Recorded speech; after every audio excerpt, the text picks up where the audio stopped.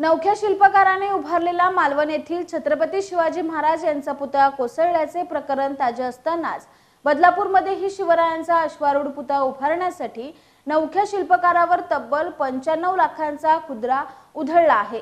अनुभव नसलेल्या कंपनीला हे पुतळे उभारण्याचे कंत्राट बहाल करताना बदलापूर नगर परिषदेने टेंडर प्रक्रियेतील सगळे नियम धाब्यावर बसवल्याचा आरोप करीत एका ज्येष्ठ शिल्पकाराने बेमुदत उपोषण सुरू केले आहे। तरीही नगर परिषद प्रशासन कंत्राट रद्द करत नसल्याने आज संतापलेल्या सकल मराठा समाजाचे अविनाश देशमुख यांनी नोटांचं तोरण लावत भ्रष्ट कारभाराचा निषेध केला आहे। बदलापुरात छत्रपती शिवाजी महाराजांचा भव्य पुतळा उभारला जाणार असून या पुतळ्याच्या टेंडर प्रक्रियेत मोठा भ्रष्टाचार झाल्याचा आरोप सकल मराठा समाजाने केलाय।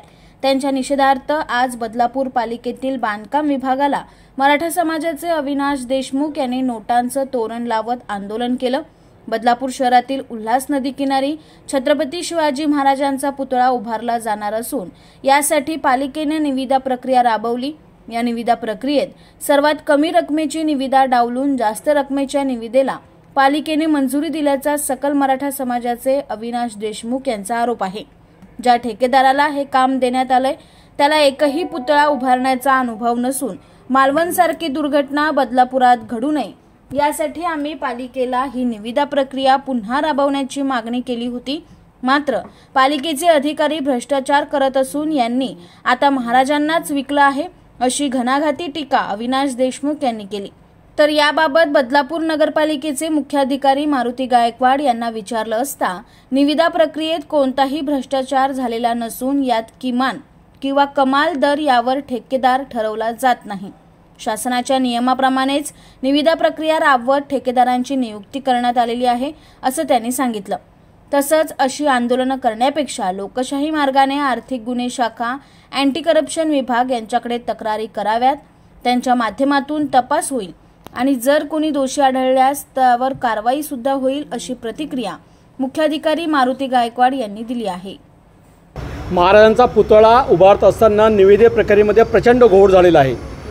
67 लाखाचं टेंडर डावलून 97 लाख रुपयाच्या टेंडरला या लोकांनी परमिशन दिलेली आहे आणि सदर व्यक्ती जो आहे त्याला एकही पुतळा उभारण्याचा अनुभव नाही आहे। अशा माणसाला हे टेंडर देण्याची प्रक्रिया लोकांनी पूर्ण केलेली आहे।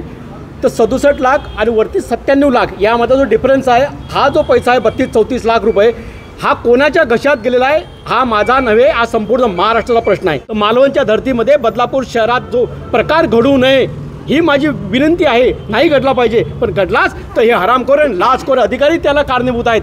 यांच्या घशामध्ये हा पैसा गेलेला आहे। महाराजांना तरी सोडा, महाराज विकायला लागलेत हे लोक।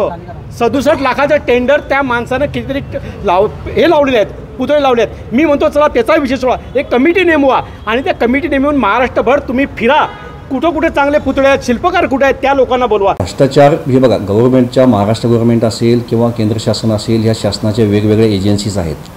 भ्रष्टाचाराच्या अनुषंगाने चौकशी करण्याच्या UOW असेल, अँटी करप्शन असेल किंवा CBI असेल, या लोकांनी असं आंदोलन करण्यापेक्षा किंवा असं नोटांचा हार वगैरे घालण्यापेक्षा त्या रितसर त्या एजन्सीकडं लोकशाही मार्गानं तक्रार कराव्या। त्या एजन्सी तशा चौकशा करतील आणि तसं काय आलं तर शिक्षा होईल जो काय दोषी कोण असेल त्याला।